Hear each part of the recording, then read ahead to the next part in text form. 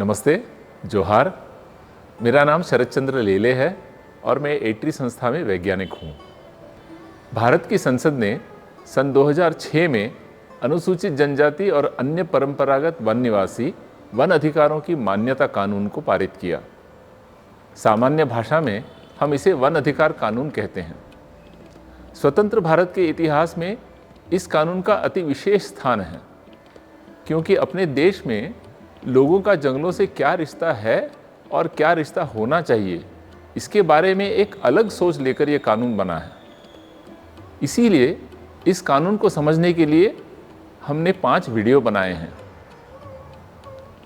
पहले वीडियो में इस कानून में जो ऐतिहासिक अन्याय की बात की गई है, उसके पहलुओं का विवरण किया।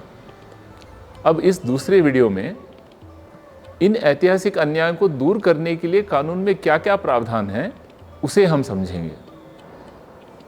कानून के प्रावधान अलग अलग किस्म के वन अधिकारों के रूप में हैं, जो कि कानून के कलम 3 और 4 में नमूद किए गए हैं। मैं सभी अधिकारों की बात नहीं कर पाऊंगा, केवल संक्षिप्त में मुख्य अधिकारों के बारे में बताऊंगा।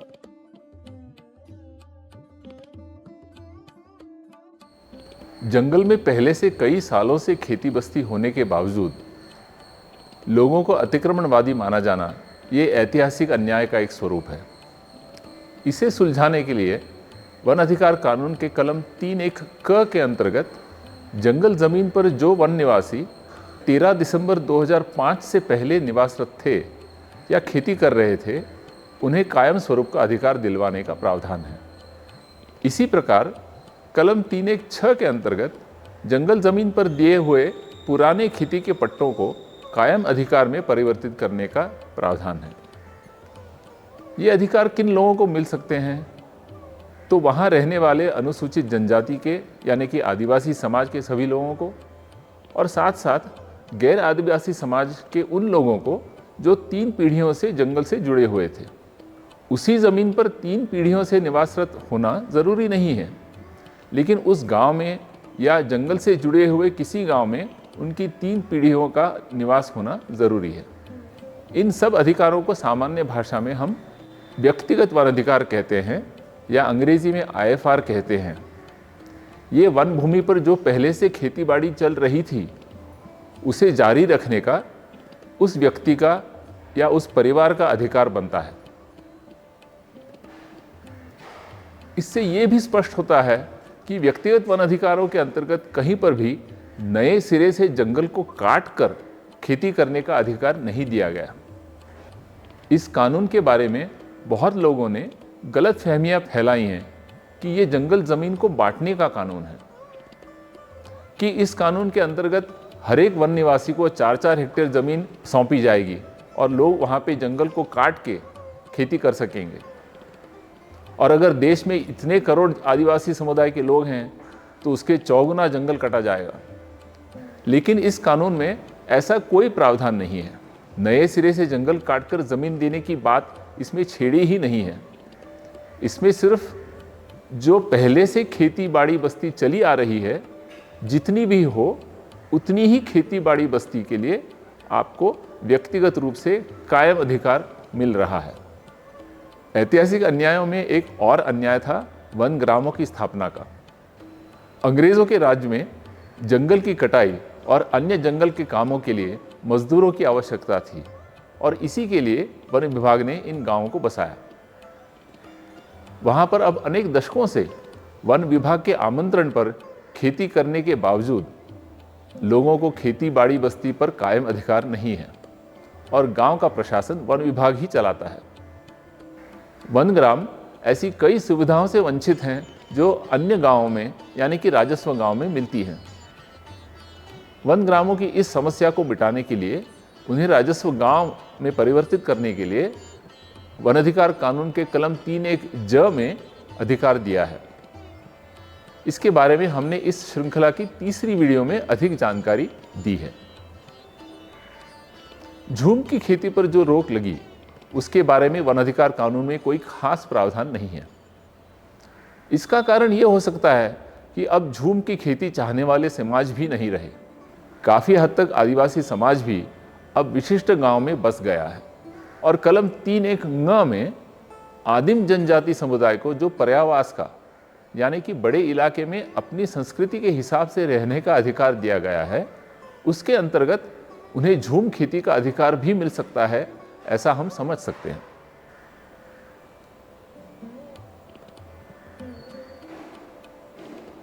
लेकिन जंगल पर आधारित आजीविका की दृष्टि से सबसे महत्वपूर्ण 2 किस्म के अधिकार हैं जो सामुदायिक अधिकार कहलाते हैं। पहला है जंगल का उपयोग करने का अधिकार। जंगल में निजी उपयोग के लिए निस्तार जारी रखने का अधिकार, जंगल से लघु वन उपज का दोहन करके उसे बेचने का अधिकार कानून के कलम 3(1) ख और 3(1) ग के अंतर्गत वन निवासियों को दिया हुआ है। साथ साथ मवेशियों को लेकर घुमंतु जीवन शैली के समुदायों के लिए चराई का अधिकार भी कलम 3(1) घ में दिया है। लघु वनोपज क्या है उसकी सूची भी कानून में दी गई है। इसमें बांस और तेंदुपत्ता, 4 चिरौंजी और अन्य कई कीमती लघु वनोपज का भी समावेश है। लेकिन जैसे हमने पहले वीडियो में कहा था, केवल वनों के उपभोग का अधिकार प्राप्त होने से जंगल बचना मुश्किल है। उपभोग के साथ साथ सामुदायिक रूप से संरक्षण और प्रबंधन का अधिकार भी होना जरूरी है, जिसके आधार पर कोई भी गांव अपने जंगलों के बारे में नियम बनाए और उनका पालन करवाए। ये सबसे महत्वपूर्ण अधिकार, जिसे सामुदायिक वन संसाधन अधिकार हम कहते हैं, कलम 3(1) झ के अंतर्गत दिया गया है। ध्यान में रहे कि ये दोनों किस्म के अधिकार, जंगल का उपभोग करने का अधिकार और जंगल का प्रबंधन करने का अधिकार, ये सामुदायिक रूप के हैं, यानी कि पूरी ग्राम सभा के नाम से दिए जाते हैं, क्योंकि कोई एक व्यक्ति जंगल पर अपना अधिकार नहीं जता सकती, ना ही उसका प्रबंधन कर सकती है। गांव की ग्राम सभा ही लोकतांत्रिक पद्धति से जंगल के बारे में नियम बना सकती है और उनका अमल करवा सकती है।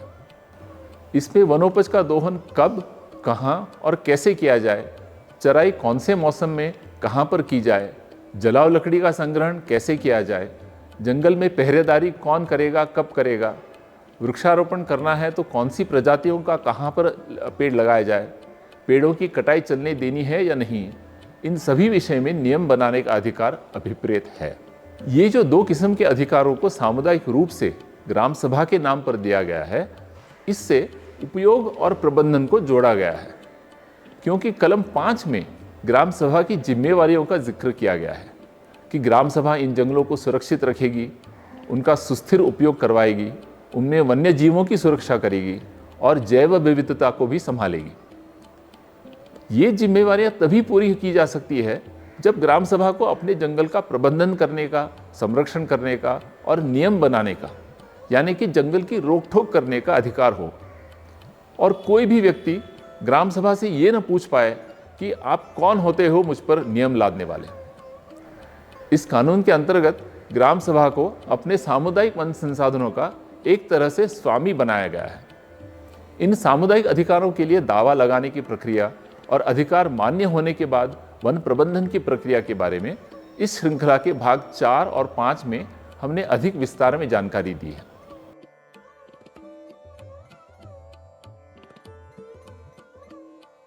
वन अधिकार कानून में स्पष्ट कहा है कि लोगों के ये वन अधिकार सभी वन भूमि पर लागू हैं, जिसमें आरक्षित और संरक्षित वनों का समावेश तो है ही, साथ साथ राजस्व रिकॉर्ड में आने वाले छोटे झाड़ के जंगल या बड़े झाड़ के जंगल या झुर्पी जंगल या अन्य कोई भी जंगल, वैसे ही अवर्गीकृत जंगल या सुप्रीम कोर्ट के आदेश के अनुसार माने गए जंगल, इन सभी का समावेश है।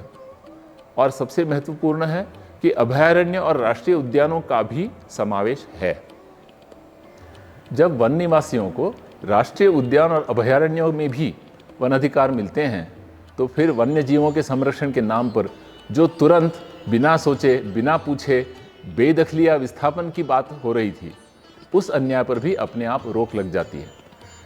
वन अधिकार कानून के कलम 4(2) में ये कहा है कि वन्य जीव और मनुष्य के बीच संघर्ष होने की संभावना को ध्यान में रखते हुए वन अधिकारों की मान्यता के बाद अभयारण्य और राष्ट्रीय उद्यान में किसी क्षेत्र से अगर लोगों को हटाने की बात आती है, तो पहले वैज्ञानिक मार्ग से साबित करें कि किसी भी प्रकार से, जैसे कि वनों के उपभोग में बदलाव लाने से या अधिकारों में संशोधन करने से भी मनुष्य और वन्यजीव साथ साथ नहीं रह सकते और वन निवासियों के वहां पर निवासरत होने से वन्यजीवों के अस्तित्व को ही संकट है। इस निर्णय तक पहुंचने के लिए एक प्रक्रिया वहां पे दी गई है जिसमें वन निवासियों का सहभाग होना जरूरी है। और अगर ये तय होता है कि इस क्षेत्र को संकटग्रस्त वन्यजीव आवास घोषित किया जाए, जिसे अंग्रेजी में क्रिटिकल वाइल्ड लाइफ हैबिटेट कहते हैं, तो फिर वन निवासियों के पुनर्वसन की प्रक्रिया शुरू की जा सकती है, जिसके लिए भी उनकी पूरी अनुमति की जरूरत होगी। मतलब वन्यजीवों के संरक्षण के नाम पर वन निवासियों को, खासकर आदिवासी समुदाय को, तुरंत बेदखल करने की प्रक्रिया पर यह कानून रोक लगाता है।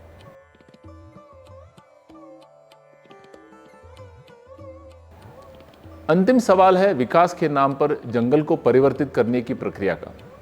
जैसा हमने पहले वीडियो में बात की, खदान, हाईवे या बांध की डुबान के लिए जब जंगल को हम आवंटित करते हैं या परिवर्तित करने की सोचते हैं, जिसे अंग्रेजी में फॉरेस्ट डाइवर्जन कहते हैं, तो उसके लिए 1980 का जो वन संरक्षण कानून है उसमें दी गई प्रक्रिया का पालन करना पड़ता है।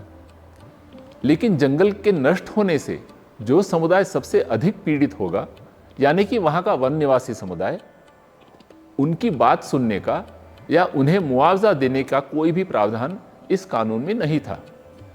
सर्वोच्च न्यायालय ने भी मुआवजे के मामले में यही बात दोहराई थी कि जंगल सरकार का है, लोगों का नहीं, तो लोगों को मुआवजा देने की बात ही नहीं की जा सकती। लेकिन वन अधिकार कानून जब वन निवासियों के जंगल के अधिकारों को मान्यता देता है, तो फिर उनके जंगल को आप बिना पूछे परिवर्तित नहीं कर सकते, आवंटित नहीं कर सकते, डाइवर्ट नहीं कर सकते, ये बात साफ है। इस मुद्दे को मान्यता देते हुए 2009 में पर्यावरण मंत्रालय ने वन संरक्षण कानून की प्रक्रिया को तात्कालिक रूप से बदल दिया। फिर नियमगिरी के केस में सर्वोच्च न्यायालय ने भी इसी संशोधन को मान्यता दी और ओडिशा के नियमगिरी पर्वत के जंगलों में बॉक्साइट की खदान के लिए जो प्रस्ताव था, उस प्रस्ताव पर वहाँ की ग्राम सभाओं ने कानून के हिसाब से विचार विमर्श किया और प्रस्ताव को नकार दिया और इसीलिए पर्यावरण मंत्रालय ने फिर खदान के लिए जंगल के आवंटन को मान्यता नहीं दी। 2015 में फिर वन संरक्षण कानून के नियमों में ही संशोधन करते हुए इस मुद्दे को कायम किया गया कि जब भी किसी काम के लिए जंगल को परिवर्तित या आवंटित करने की बात आती है, तो उस जंगल पर जिन ग्राम सभाओं का सामुदायिक अधिकार है, उनसे पूछना पड़ेगा। हालांकि 2022 में इन नियम को फिर संशोधित करते हुए केंद्र सरकार ने इसकी जिम्मेवारी राज्य सरकार पर धकेल दी है, लेकिन अभी भी वन अधिकार कानून के हिसाब से ग्राम सभाओं को पूछना अनिवार्य है। औद्योगिकरण या देश के विकास के नाम पर आदिवासी या वन निवासियों के जीवन पर आघात करने की प्रथा पर वन अधिकार कानून रोक लगाता है और विकास और पर्यावरण, औद्योगिकरण और आदिवासी संस्कृति के बीच संतुलन लाने के लिए निर्णय लेने की प्रक्रिया में वन निवासी समाज के सहभाग का मौका देता है। सारांश में, अंग्रेजों ने जंगलों पर कब्जा करते हुए वन निवासियों के, विशेष रूप से आदिवासियों के पारंपरिक अधिकारों को खत्म किया और यहीं से ऐतिहासिक अन्याय की शुरुआत हुई। बाद में वन्यजीव संरक्षण और जंगलों को बचाने के नाम पर फिर से अन्याय हुआ। 2006 के वन अधिकार कानून में इन अन्यायों को दूर करने की कोशिश की गई है। इसीलिए इस कानून को केवल महत्वपूर्ण ही नहीं, बल्कि एक ऐतिहासिक कानून कहा जा सकता है। व्यक्तिगत अधिकारों के जरिए लापरवाही से या जल्दबाजी में वन भूमि की सीमाएं खींचकर या अन्य किसी कारणवश जिन लोगों की खेती बाड़ी बस्ती बरसों से बेदखली की छाया से ग्रस्त थी, उसे सुलझाने का मौका दिया गया है। और सामुदायिक अधिकारों के जरिए जंगलों के अंग्रेजकालीन अति केंद्रित प्रशासन में आमूलाग्र बदलाव लाने का मौका है। जो लोग जंगल से जुड़े हुए हैं, उन्हीं को कानून के आधार पर जंगलों का प्रबंधन करने का अधिकार दिया गया है, जिससे जंगलों का प्रशासन विकेंद्रित और अधिक लोकतांत्रिक हो सके।